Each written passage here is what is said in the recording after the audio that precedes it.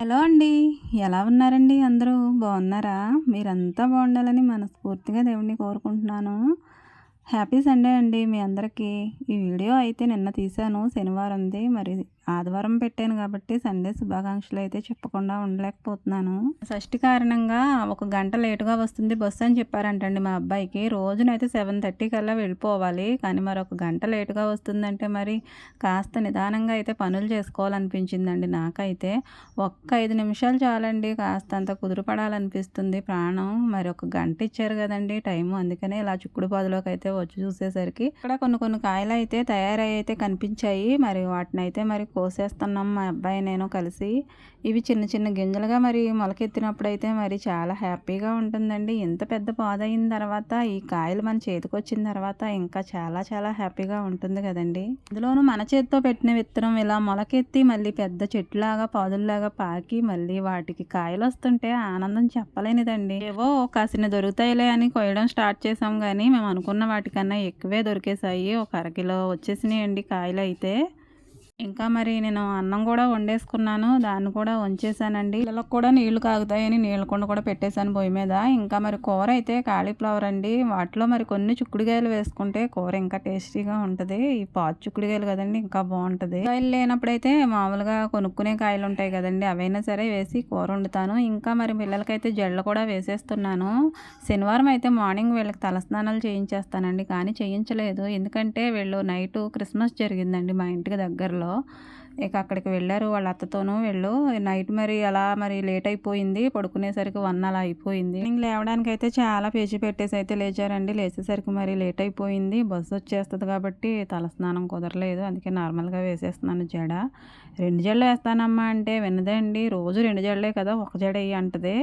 చిన్న ఏంజల్ మాత్రం నేను ఎలా చెప్తే అలాగే అన్నట్టు ఒక్కొక్కసారి చాలా బాగా వింటుందండి మాట. 2 జడలే వెయ్యమ్మా అని అంది. ఎందుకంటే ఆవిడకి ఆపోజిట్ అండి. ఆవిడ ఏది చేయనంటదో ఈవిడ అదే చేస్తానంటది. ఈ కాలంలో పిల్లలు ఏమనుకుంటారంటే 2 జడలు రోజు వేసుకుంటాం కదా, ఒక జడ వేయించుకుందాము అని అనుకుంటారు. ఎందుకంటే మరి వాళ్ళకి రోజు 2 జడలు వేసుకుని మరి ఇక లైఫ్ లాంగ్ ఇవే 2 జడలేమో అనుకుంటారు. కానీ అవి ఎంతవరకు అండి, ఒక 10th క్లాస్ ఏజ్ వరకు ఉంటాయి అంతే తప్ప అది వేసుకునే అవకాశం ఉండదని వాళ్ళకి తెలియదు. అందుకనే ఒక జడ కోసమే చూస్తారు. పిల్లల్ని అయితే స్కూల్కి పంపించిన తర్వాత ఇంకా పప్పుచారు అయితే కాచానండి. మరి మా సైడ్ అయితే నిమ్మకాయలు ఎక్కువ వాడతాం కాబట్టి ప్రతి కూరలోనూ, అలాగే మరి పప్పుచారు కూడా నిమ్మకాయ రసంతోనే అయితే చేశానండి. చాలా ఇష్టంగా తింటారు పిల్లలు పెద్దవాళ్ళు కూడా. మరి అసలు డ్యూటీలోకి వచ్చేసానండి. అసలు డ్యూటీ అంటే ఏముంటుందండి, ఇక గిన్నెలన్నీ కూడా మరి అత్తయ్య తోమేశారు మార్నింగ్. ఆవిడ పనికి వెళ్ళలేదు కాబట్టి గిన్నెలు అయితే తోమేశారు. అవన్నీ మరి నేను నీళ్లు వాడిపోయిన తర్వాత స్టాండ్లో సర్దేసుకున్నాను. తర్వాత మరి వంట చేసినవి టిఫిన్ చేసినవి అన్నీ కూడా మరి ఇక్కడికి తెచ్చేసుకున్నాను కుండీ దగ్గరికి. గిన్నెల్లో ఉండే ఎంగిళ్ళు అన్నం మెతుకులన్నీ కూడా వెళ్ళిపోయేలాగా అయితే మరి నీళ్ళు అయితే పోసేసే వాటిని అయితే ముందు క్లీన్ చేసేస్తానండి. ఆ తర్వాతే మరి సబ్బుతోటి అయితే తోముతాను. సబ్బే కదండో మరి మా విలేజ్లో వాళ్ళం మరి బూడిద కూడా వాడతాం. ఎందుకంటే మరి మాకు పొయ్యిలు ఉంటాయి కదండి, వాటిలో బూడిద ఉంటుంది. ఊరికే ఎందుకండి పాడేయడం. ఒట్టి సబ్బే పెట్టి తోమితే అది స్మెల్ వస్తుంది కదండి. ఆ స్మెల్ రాకుండా ఉండాలంటే కాస్త బూడిద కూడా వేసి సబ్బుతో పాటు రుద్దితే అయితే బాగా మెరుస్తాయి. ఇంకా వాటికి పట్టిన స్మెల్ కూడా సబ్బు స్మెల్ రాదండి. ఎందుకంటే ఈ బూడిద అయితే మరి ఆ సబ్బు స్మెల్ని రాకుండా చేస్తుందని మరి నా నమ్మకం. అందుకనే మరి నేనైతే బూడిద వాడతాను. ఇంకా మరి గిన్నెలు మరి ముందు నేను స్టీల్ గిన్నెలన్నీ తోమేసుకుంటానండి. మసికుండలు అలాంటివి ఉన్నప్పుడు వాటిని పక్కన పెట్టేసుకుని ముందైతే స్టీల్ గిన్నెలు, చిన్న చిన్న కూర గిన్నెలు, అలాగే గ్లాసెస్ ఇంకా ఉంటాయి కదండి చిన్న చిన్నవి, అవన్నీ ముందు తోమేసుకోవాలి. మొత్తం అన్నీ తోమేసుకున్న తర్వాత కడుగుదామంటే అవి ఆరిపోతాయండి. ఆరిపోయిన తర్వాత కడిగామనుకోండి ఎక్కడెక్కడ బూడిద పట్టుకుని ఉంటుందో సబ్బు పట్టుకుని ఉంటుందో తెలియదు కదా, కనిపించదు. ఎంత క్లీన్గా తోమినా కానీ అది తెల్లగా ఆరిపోయిన తర్వాత కనపడద్ది. అప్పుడు చాలా చిరాగ్గా ఉంటుందండి. వాటిలో మరి ఏమైనా పెట్టుకుని తినాలంటే తిట్టుకుంటారు కదా మరి. అందుకనే నేను కొద్దిగా అయితే గిన్నెలు తోముకున్నట్టే కడిగేసుకుని అయితే స్టాండ్లో పెట్టేసుకుంటాను. అలా మరి మొత్తం గిన్నెలన్నీ కూడా తోముకుంటానండి. ఇంకా ఈజీగా కడగాలి గిన్నెలు అనుకుంటే మనము గిన్నెలోనే అయితే నీళ్ళు తీసుకునండి సెపరేట్గా. అవి ముందు అయితే మరి అందులో మరి చిన్నవన్నీ కూడా కడిగేసుకోవచ్చు. తర్వాత మంచినీళ్ళలోనైతే కడుక్కొని ఇక టబ్లో ముంచుకున్న తర్వాతే నేను అప్పుడు తీసుకుంటానండి పక్కకి. అందులో ముంచితే ఏదో వదిలిందన్న ఫీలింగ్ కలుగుతుంది నాకైతే. ముంచకపోయినా పర్వాలేదు కానీ ముంచేస్తాను నేనైతే. గిన్నెలు ఒకేసారి తోముకొని కడుక్కునే కంటే కొద్ది కొద్దిగా తోమేసుకుని వాటిని ఎప్పటికప్పుడు కడిగేసుకుని అయితే మరి స్టాండ్లో పెట్టేసుకుంటే ఎప్పుడు తోమేసామా అనిపిస్తుందండి. అసలు తోమినట్టే అనిపించదు, చేతులు కూడా అంత నొప్పి అనిపించవు. ఇలా స్టాండ్లో బోర్లించేసుకుంటే నీళ్ళన్నీ వాడిపోతాయి. ఇంకా స్పూన్లు గెరిట్లో అవి వేయడానికి ఒక గిన్నె తీసుకుని ఆ గిన్నెలో వేసేసుకుంటే మొత్తం అన్నీ స్టాండ్లో సర్దుకునేటప్పుడు అయితే ఈజీగా ఉంటుందండి. మళ్ళీ దీనికి తగిలించి దానికి తగిలించి ఎందుకండి టైం వేస్టు. ఆ తర్వాత మరి కూరదాకలు ఇంకా మరి జిడ్డు ఉంటాయి కదండి, అవి తోముతాను స్టీల్వి అయిపోయిన తర్వాత. ఇంకా పాలువి టీ పెట్టుకునే గిన్నెలు కూడా ఉంటాయి కదా, అవి కూడా మరి ఇప్పుడే తోముకుంటాను. ముందే వాటితో కూర్చున్నాం అనుకోండి ఆ జిడ్డు అంతా మరి మిగతా గిన్నెలకు కూడా పట్టేస్తుంది. అలా జిడ్డు పట్టకుండా ఉండాలంటే ముందు స్టీల్వన్నీ అయిపోయిన తర్వాత ఈ జిడ్డు సామానం అయితే తోముకోవాలండి. కాస్త సబ్బు ఎక్కువ వేసుకుని బూడిద వేసుకుని. ఇంకా మరి అత్తయ్య తోమేశారు పాల గిన్నెలు టీ గిన్నెలు, అందుకనే నాకు లేవు. కుండలు తోమడం చాలా కష్టం అనుకుంటారండి, కానీ ఆ మసున్న చోట అయితే మరి ఎక్కువ బూడిద వేసుకుని మరి కొంచెం బలం ఉపయోగిస్తే మరి అది ఈజీగానే వదిలిపోద్ది. అలా మరి కుండ అంతా కూడా మరి చుట్టూరా తోమేసుకున్న తర్వాత అంచులు ఉంటాయి కదండి, అంచులు తోముకొని లోపల కూడా తోముకొని అడుగున మసి తోముకొని ఇదంతా నీట్గా చేసుకోవచ్చండి. బట్టల నిండా అవ్వదు, చేతుల నిండా అవ్వదు, చాలా సింపుల్గా అయిపోద్ది. అలా తోమిన తర్వాత కడిగేసుకోవాలి. మళ్ళీ ఏమైనా ఉంటే మళ్ళీ కొంచెం బూడిద వేసుకుని మళ్ళీ తోముకోవచ్చు. కాస్త మరి కొత్తలోనైతే ఇబ్బందిగా అనిపించినా తర్వాత అలవాటు అయిపోద్ది. ఎవరం కూడా పుట్టుకతోనైతే పనులు అయితే నేర్చుకుని రాము కదండి, అది క్రమేణా అలా అని అలవాటు అయిపోద్ది. కానీ నేర్చుకునేటప్పుడు చేసేటప్పుడు కొంచెం కొత్తలోను మరి ఇబ్బంది అవుతుంది. చేతులు అయితే చాలా నొప్పి పెడతాయి. పెన్నుతో రాసి ఉండే చేతులు ఒక్కసారిగా మరి ఇలా గిన్నెలు తోమాలంటే చేతులు రక్తం కమ్మేసినట్టు అయిపోతాయండి. తోమడానికి చాలా ఇబ్బంది అయిపోద్ది. నాకు కూడా అలానే ఉండేది. ఇంకా లాస్ట్లో మరి తోమేసిన తర్వాత స్క్రబ్బర్లు అయితే మరి నీట్గా కడిగి పక్కన పెట్టుకోవాలి, లేదంటే వాటిలో చిన్న చిన్న క్రిములు ఉండిపోతాయి కదండి. అందుకని ఇవన్నీ తోమడం అయిపోయిన తర్వాత ఆ ఏరియా అంతా చాలా చిరాకు అయిపోద్ది కదండి. ఆ మెతుకులన్నీ కూడా ఎప్పటికప్పుడే తుడిచేసుకుని ఎత్తి పోసేసుకుంటూ ఉండాలి. ఏ పని చేసినా ఒకళ్ళు అనడానికి అవకాశం ఎందుకు ఇవ్వాలండి. మన పని ఏంటో మనం తెలుసుకుని చేస్తే ఎవరు అనరు కదా. రోజు తోముకునే గిన్నెల కన్నా ఈ రోజు చాలా తక్కువ ఉన్నాయి, ఎందుకంటే అత్తయ్య తోమేశారు కాబట్టి. ఇవి తోమడానికి నాకు ఒక 30 గంట అయితే పట్టిందండి. వీడియో తీస్తూ తోమాను కదా, లేదంటే ఇంకా చాలా తక్కువ టైంలో తోమేసుకునేదాన్ని. ఇవైతే ఎండలో పెట్టాను ఆరుతాయి అనేసి. ఇంకా బట్టలు కూడా ఉతికేస్తున్నానండి. వీటికి మరి మురికి ఎక్కువగా ఎక్కడ ఉంటుందో అక్కడే సబ్బు ఎక్కువ పెట్టుకొని బ్రష్ కొట్టుకోవాలి. షర్ట్లు అలాంటివి అయితే మరి కాలర్ దగ్గర ఉంటుంది, అలాగే మరి ఎదురుగా మరి గుండీలు అలాంటివి పెట్టుకునే దగ్గర ఉంటుంది. ఇవి చేసే పనిని బట్టి అయితే ఎక్కువ మాస్తాయండి. ఇవి స్కూల్ యూనిఫామ్ కదా, పిల్లలు ఆడేటప్పుడు మరి కాలర్ దగ్గర ఆడుకునేటప్పుడు ఇంకా బట్టలన్నీ ఇంచుమించుగా మాస్తూనే ఉంటాయి. కాబట్టి ఆ ఓవరాల్గా మొత్తం సబ్బు అయితే పెట్టేసుకుని మరి బ్రష్ కొట్టేస్తాను. అలాగే పెద్దవాళ్ళు వేసుకునే బట్టలు అయితే మరి ఎక్కువగా కూర్చునే చోట ఇంకా మరి కాలర్ దగ్గర ఇక ఎదర మాస్తూ ఉంటాయి. వాటికి కూడా ఎక్కువగా పెట్టుకుని సబ్బు బ్రష్ కొట్టుకోవాలి. ఎక్కువగా బ్రష్ కొడితే బట్టలు పాడవుతాయి అంటారు కదండి. హార్డ్గా ఉండే బట్టలు మరి బ్రష్ కొట్టకుండా అవ్వదు. ఆ బ్రష్ కొడితేనే నీట్గా వదులుతాయి, లేదంటే ఎక్కడ మురికి అక్కడే కనిపిస్తుంది. బాగా చిన్నపిల్లలవి అయితే ఎక్కువ మాసిపోతాయండి. కాస్త పెద్ద పిల్లలవి అయితే అంత అవసరం ఉండదు, వాళ్ళు ఎక్కువగా మాయవు కాబట్టి ఈజీగానే వదిలిపోతాయి. అంతగానేమి బ్రష్ వాడవసరం లేదు. ఇంకా మరి డ్యూటీలు జాబులు అలాంటివి చేసే వాళ్ళకైతే ఎక్కువగా మాయవండి బట్టలు. ఎక్కువ సబ్బు అవసరం ఉండదు, బ్రష్ కూడా ఎక్కువ చేయక్కర్లేదు వైట్ బట్టలకి అయితే తప్ప.